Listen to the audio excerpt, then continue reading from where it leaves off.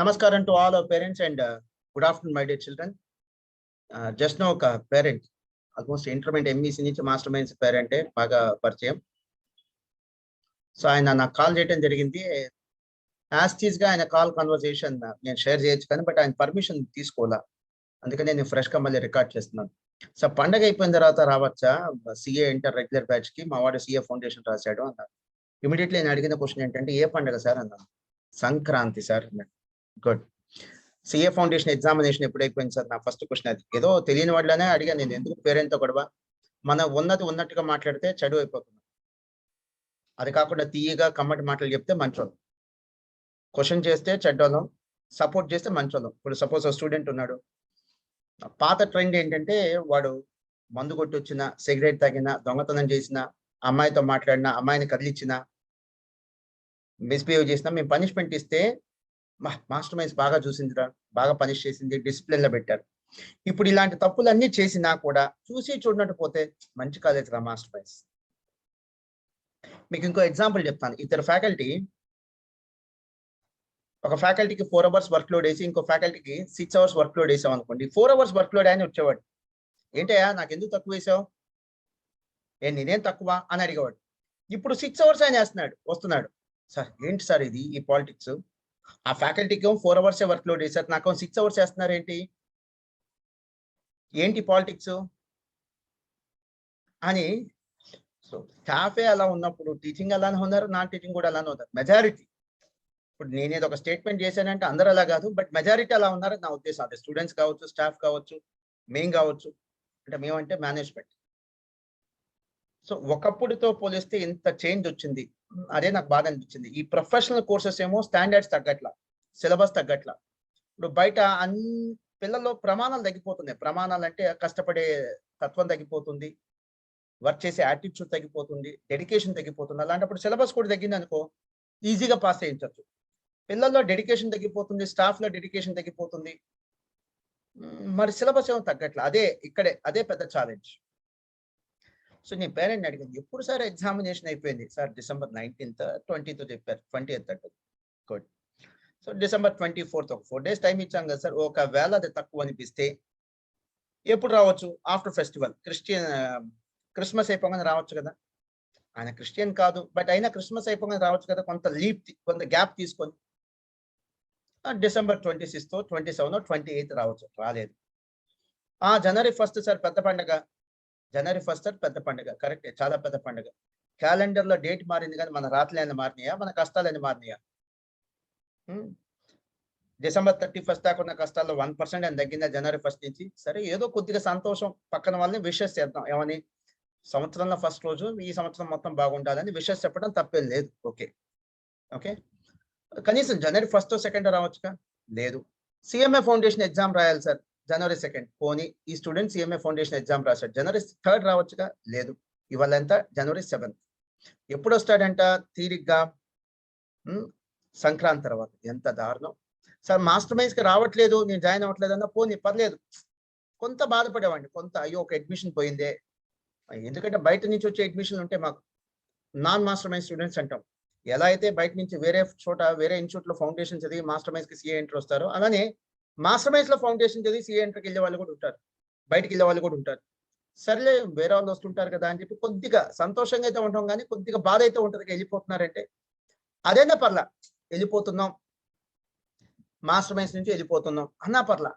సంక్రాంతి తర్వాత వస్తాను sir, January 17, 18 వస్తానంటే అది చాలా బాధ అనిపిస్తాం కదా. కోపంగా ఉంది. ఇవాళ January 7th, January 17th వస్తానంటే ఇంకో 10 days ఉంది. ఏంటి ఈ 10 days ఏం చేయాలి పిల్లవాడు? ఎన్నాళ్ళు ఎంజాయ్ చేస్తారు, ఎన్నాళ్ళు రెస్ట్ తీసుకుంటారు? పోనీ ఈ స్టూడెంట్కి ఏదన్నా మెడికల్ ఇష్యూస్ ఉన్నాయా, హెల్త్ బాగాలేదు అనేటువంటి ఇష్యూస్ ఏమైనా ఉన్నాయా? అది కూడా కనిపించట్లా. అంత బాగానే ఉన్నాడు. హెల్త్ బాగాలేదనే ఇష్యూస్ ఉన్నాయా, మెడికల్ ఇష్యూస్ ఉన్నాయా? అవి కూడా లేదు. అది కూడా బాగానే ఉన్నాడు. ఏ రీజన్తో ఇంత గ్యాప్ తీసుకోవాలి? December 20th ఎగ్జామినేషన్ అయిపోయింది, January 7th, ఈ రోజుకే 17 days. January 17 అంటే 27 days. ఎగ్జామ్ మనకి 3 hours ఉంటుంది సిఏ ఫౌండేషన్ ఎగ్జామినేషన్, లేదా 4 hours ఉంటుంది. కొన్ని ఎగ్జామ్స్ వచ్చేసరికి 2 hours ఉంటుంది. ఎగ్జాంపుల్ చెప్తున్నా, 1 నిమిషం ఎక్స్ట్రా ఏమంటేనే ఎగ్జామినర్ మనకి ఇవ్వట్లేదు. అలాంటిది 27 days వేస్ట్ చేయడానికి స్టూడెంట్స్ సిద్ధపడిపోతున్నాడు. మళ్ళీ వీళ్ళు ప్రొఫెషనల్ కోర్స్ చదవాలి. మళ్ళీ ఫెయిల్ అయిన తర్వాత మాస్టర్ మైండ్స్ వల్ల ఫెయిల్ అయ్యాం, లేదా పలానా కోచింగ్ సెంటర్ వల్ల ఫెయిల్ అయ్యాం, లేదా సిఏ ఇన్స్టిట్యూట్ వల్ల పాస్ చేయించట్లేదు. ఎవరినో బ్లేమ్ చేసి ఏంట్రా ఉపయోగం? ఎవరినో బ్లేమ్ చేసి ఏంటి ఉపయోగం? నేను మా స్టాఫ్ మెంబర్స్తో అంటుంటాను, అరే మన కాంపిటీటర్స్ చేసే డ్యామేజ్ కంటే మన స్టాఫ్ తెలుసో తెలియకో నెగ్లిజెన్స్ వల్ల కావచ్చు, యారగెన్సీ వల్ల కావచ్చు, లేకపోతే మనసులో ఏదో పెట్టుకొని చేసే డ్యామేజ్ ఎక్కువ ఉంటుందిరా అంటా నేను. అలానే స్టూడెంట్స్ ఫెయిల్ అయ్యారంటే బయట వాళ్ళు చేసే తప్పుల వల్ల ఫెయిల్ అవటం కంటే మీరు చేసే తప్పుల వల్ల ఎక్కువ ఫెయిల్ అవుతుంటారు. You just assess your self. ఏంటి ఉపయోగం? మీరు జనవరి 17th వస్తానంటే ఏంటి ఉపయోగం? 27 days గ్యాప్ తీసుకోవడం సేఫా? కరెక్టా? ఇప్పుడు మీ ఇంట్లో మదర్ ఒంట్లో బాగా, ఎప్పుడైనా 27 days రెస్ట్ తీసుకుందాం మీ మదర్? ఒంట్లో బాగుండకపోతే 1 day. సో పేరెంట్స్, మదర్ కానీ ఫాదర్ కానీ పనిచేసేవాళ్ళు, నిరంతరం పనిచేసేవాళ్ళు, వాళ్ళు కూడా 1 or 2 days కంటే రెస్ట్ తీసుకోరే. మీరు హ్యాపీగా ఫ్యాన్ కింద కూర్చొని చదువుకున్న వాళ్ళు మీకు 27 days రెస్ట్ అవసరం రా? అసలు ఈ కోర్స్ అవసరమా మీకు? ఈ కోర్స్ అవసరమా? పోనీ మీరు వచ్చారనుకోండి జనవరి 17th ఆ టైం, పాస్ అవుతారా? 27 days పోయింది, పాస్ అవుతారా? ఎన్ని వేల మందిని చూపించమంటారు తెలుసా మీకు? సిఏ ఫౌండేషన్ అక్రాస్ నేషన్, దేశవ్యాప్తంగా సిఏ ఫౌండేషన్ 400 మార్క్స్ కన్నా 200 మార్క్స్ రావాలి. 195 వచ్చి, 194 వచ్చి, 198, 199 వచ్చి ఫెయిల్ అయ్యే వాళ్ళు కొన్ని వేల మంది ఉంటారు. ఈ తప్పుల వల్లే. ఎఫర్ట్స్ పెడతారు, పెట్టాల్సినంత ఎఫర్ట్స్ పెట్టరు.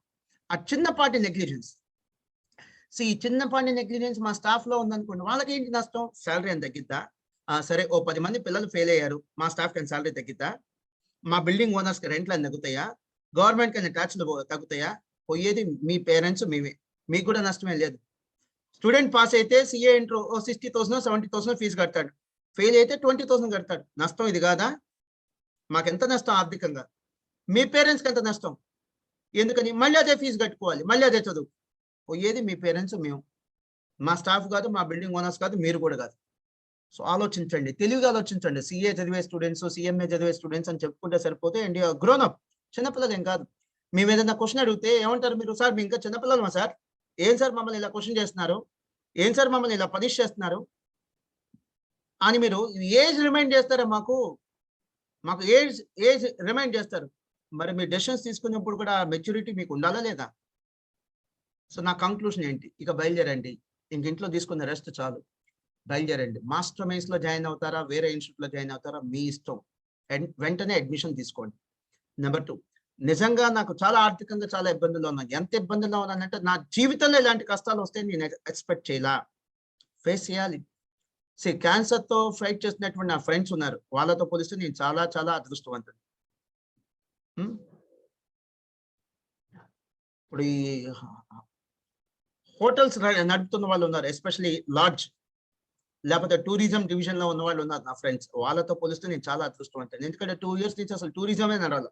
కనీసం నేను ఆన్లైన్ క్లాసులు అయినా సరే ఎంతో కొంత సంపాదించుకున్నా, ఎంతో కొంత ఫీజులు అయితే కలెక్ట్ చేశాను.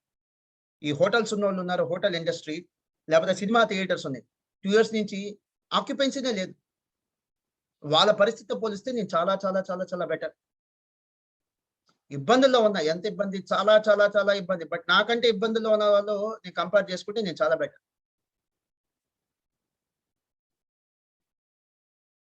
ఆ కంపారిజన్ చూస్తే నేను చాలా బెటర్. సో నేనేమంటానంటే, చాలా ఇబ్బందుల్లో ఉన్నా ఈ సిచ్యువేషన్స్, అంటే ఈ కరోనా సిచ్యువేషన్ 2020 పోయిందా మాకు, 2021 పోయిందా, 2022 కొత్త సంవత్సరం డిస్టర్బెన్స్ స్టార్ట్ అయింది, ఒమిక్రాన్. 3 సంవత్సరాలు. నిజంగా నాకు ఇలాంటి ఛాలెంజెస్, ఫైనాన్షియల్ ఛాలెంజెస్, ఆర్థిక ఇబ్బందులు కనుక లేకుండా ఉంటే ఇలాంటి అడ్మిషన్స్ నేను వద్దనేవాడిని. అరే నువ్వు సిఏ ఫౌండేషన్ ఫెయిల్ అవుతుందని అనుమానంగా ఉంది, జాయిన్ అవ్వద్దు, వెయిట్ చేయి, రిజల్ట్ కోసం వెయిట్ చేయి, జాయిన్ అవ్వద్దు. పాస్ అవుతానని నమ్మకం ఉన్నప్పుడు ఎందుకు రెస్ట్ తీసుకుంటున్నావు? 3 days 5 days రెస్ట్ సరిపోదా? December 20 ఎగ్జామ్ అయిపోయింది, 25th దాకా రెస్ట్ సరిపోదా? పోనీ 30th దాకా రెస్ట్ సరిపోదా? ఇవాళ January 7th, January 18 వస్తావా? చూడండి ఎంత దిగజారిపోయినాయో చదువుల్లో ప్రమాణాలు. ఒకప్పుడు టీచర్స్ దగ్గర నాకు బాగా గుర్తు,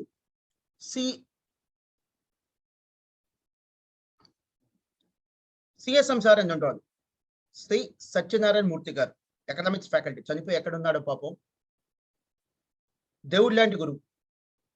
దేవుడు లాంటి గురువు. వాళ్ళ ఇంటికి వెళ్ళి నేను క్లాసులు వినేవాడిని. సార్ కాస్త ఇది అర్థం కాలేదు, ఇది అర్థం కాలేదు చెప్పండి. నేను గవర్నమెంట్ కాలేజ్ లాంటిది ఎయిడెడ్ కాలేజ్, టీజేపీఎస్ కాలేజ్ చదువుకున్నా.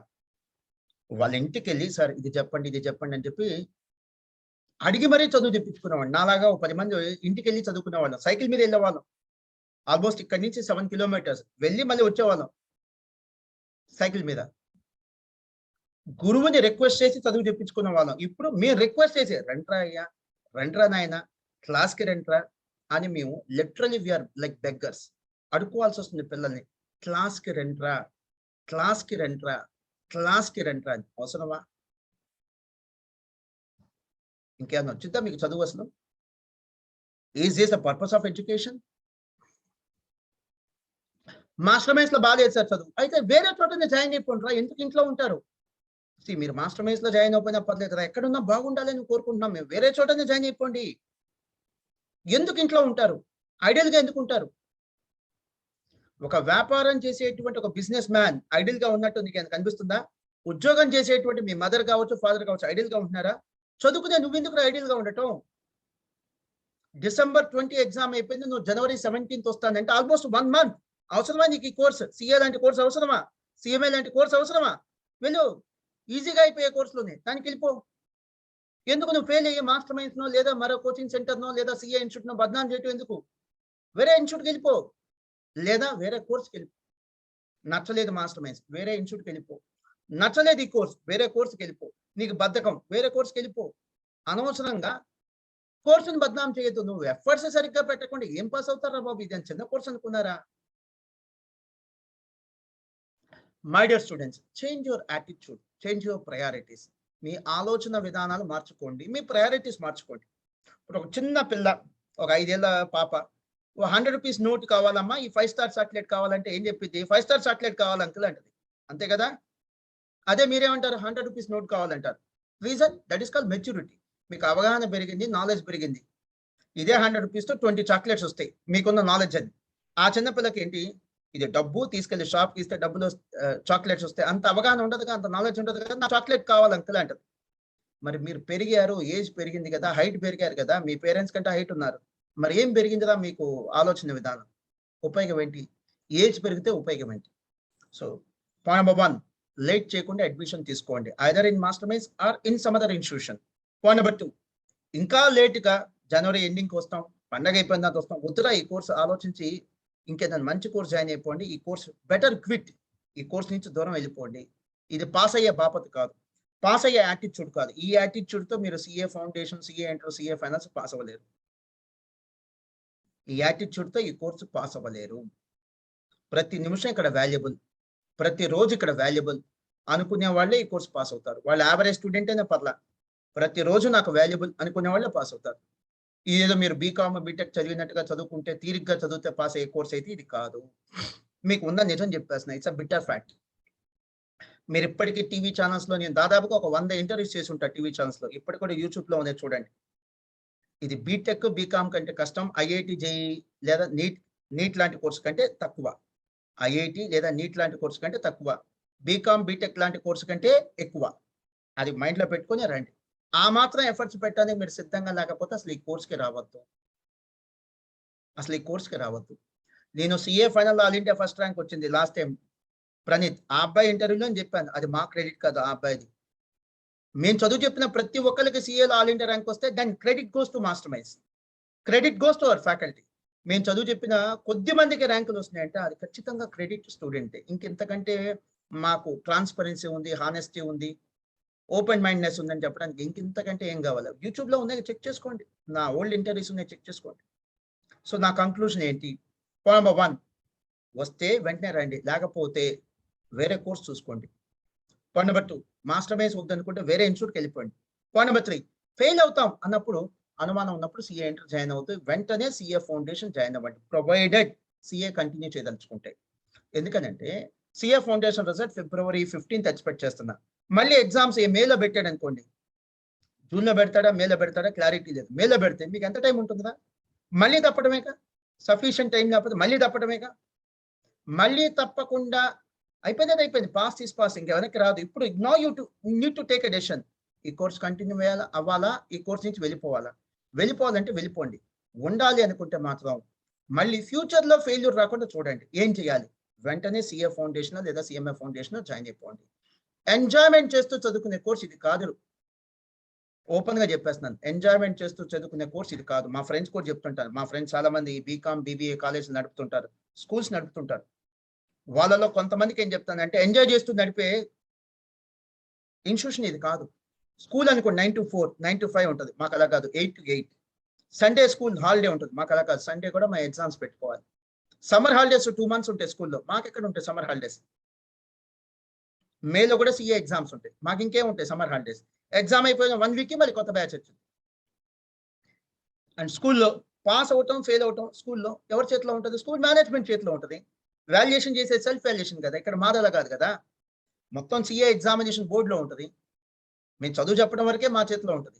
అండ్ బీటెక్, బీకామ్ అంత కష్టమైతే కాదు కదా ఆ కోర్స్ పాస్ అవ్వటం. బట్ సీఏ, సీఎంఏ అంత ఈజీ ఏం కాదు కదా ఈ కోర్స్ పాస్ అవ్వటం.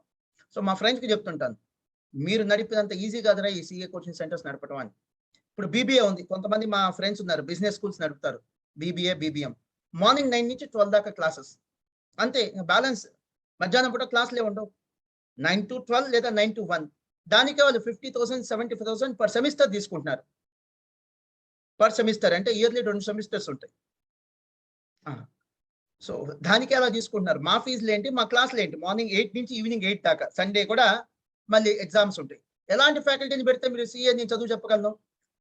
ఒక యావరేజ్ ఫ్యాకల్టీతో నేను సీఏ చదివి చెప్పగలనా? యావరేజ్ ఫ్యాకల్టీతో సీఎంఏ క్లాసులు చెప్పించగలనా? సో మంచి ఫ్యాకల్టీని పెట్టాలి అంటే they should be paid good. They should be paid good. ఇప్పుడు నిన్న ఒక ఫ్రెండ్ వస్తే చెప్పాను, స్కూల్ ఫ్రెండ్. అరే నువ్వు మ్యాథ్స్ టీచర్‌కి ఎంత ఇస్తావు? మహా అయితే మంచి సాలరీ అంటే ఎంత? 15,000-20,000. నాకు ఇక్కడ 15,000-20,000కి ఇంటర్మీడియేట్ ఎంఈసీ ఫ్యాకల్టీ వస్తారా మ్యాథ్స్? ఇక సీఏ ఫ్యాకల్టీ వస్తారు. సో మీకు ఫీజులు ఎక్కువ, ఖర్చులు తక్కువ. అన్ని స్కూల్స్ కాదు, చాలా స్కూల్స్‌కి చెప్తున్నా. ప్రతి స్కూల్ ఇలా ఉంటదని నేను చెప్పట్లా. చాలా స్కూల్స్‌కి చెప్తున్నా. మీకు ఫీజులు ఎక్కువ, ఖర్చులు తక్కువ. మాకు ఫీజు ఎక్కువ, ఖర్చులు కూడా ఎక్కువే. ఇప్పుడు డిగ్రీ కాలేజెస్ ఉన్నాయి. హాఫ్ డే క్లాసులు. వాళ్ళు కూడా ఈజీగా 30,000-50,000 వసూలు చేస్తున్నారు. మాయి ఫుల్ డే క్లాసులు. సరే ఇవన్నీ కష్టాలు ఎందుకులే కానీ వదిలేయండి. మీ ఇష్టపడే ఈ కోర్స్ కంటిన్యూ చేస్తున్నాం కాబట్టి ఈ కష్టాలు మేము యాక్సెప్ట్ చేయాల్సిందే, ఫేస్ చేయాల్సిందే. మీరు డెసిషన్ తీసుకోండి. ఈ కోర్స్ కంటిన్యూ అవ్వదలుచుకుంటే immediately CA foundation, CA inter join అయిపోండి. గుర్తుపెట్టుకోండి మై డియర్ ఫ్రెండ్స్. మీరు పోస్ట్ రిజల్ట్స్ బ్యాచ్ అంటే ఫిబ్రవరి 15 తర్వాత రిజల్ట్ వచ్చింది. ఆ బ్యాచ్‌కి జాయిన్ అయినా కోచింగ్ ఫీస్ ఒకటే. ఇప్పుడు జాయిన్ అయినా కోచింగ్ ఫీస్ ఒకటే. నాకేదో ఎక్స్‌ట్రా ఫీస్ వస్తుందనే ఉద్దేశంతో నేను చెప్పట్లా. నాకేదో ఎక్స్‌ట్రా ఫీస్ వస్తుందనే ఉద్దేశంతో నేను చెప్పట్లా. మీకు ఐడియా ఉండే ఉంటది. ఆల్రెడీ మీకు క్లాస్ చెప్పాను నేను. పోస్ట్ రిజల్ట్స్ బ్యాచ్ ఫీజుకి ప్రీ రిజల్ట్స్ బ్యాచ్ కూడా చెప్తున్నాం. అంటే ఫిబ్రవరి 15 తర్వాత మీకు ఏ ఫీజు అయితే చార్జ్ చేయాలో రిజల్ట్ వచ్చిన తర్వాత స్టార్ట్ అయ్యే బ్యాచ్‌ని పోస్ట్ రిజల్ట్స్ బ్యాచ్ అంటాం. అదే ఫీజుకి ప్రీ రిజల్ట్స్ బ్యాచ్ కూడా చదువు చెప్తున్నాం. మహా అయితే తేడా వచ్చేది ఏంటంటే హాస్టల్ ఫీజు. ఇప్పుడు జాయిన్ అయితే కొంత ఎక్కువ హాస్టల్ ఫీజు తీసుకుంటాం. అదే రిజల్ట్ తర్వాత వచ్చి జాయిన్ అయితే కొంచెం తక్కువ హాస్టల్ ఫీజు తీసుకుంటాం. చదువు పరంగా మాకు ఒక్క రూపాయి కూడా ఎక్స్ట్రా వచ్చేది లేదు. But this is going to change your fate. మీ తలరాతను మార్చేస్తది. త్వరగా ఒక డెసిషన్ తీసుకోండి. త్వరగా ఒక డెసిషన్ తీసుకోండి. అండ్ ఈ వీడియో చూస్తున్న స్టూడెంట్స్ మీ ఫ్రెండ్స్‌ని కూడా ఎలక్ట్ చేయండి. నిజంగా ఫ్రెండ్‌షిప్ అంటే ఇదే. మన ఫ్రెండ్ ఏదైనా తప్పు చేస్తే, "నువ్వు చేస్తుంది తప్పురా" అని చెప్పడమే నిజమైన ఫ్రెండ్‌షిప్. మీ ఫ్రెండ్స్‌ని కూడా గైడ్ చేయండి.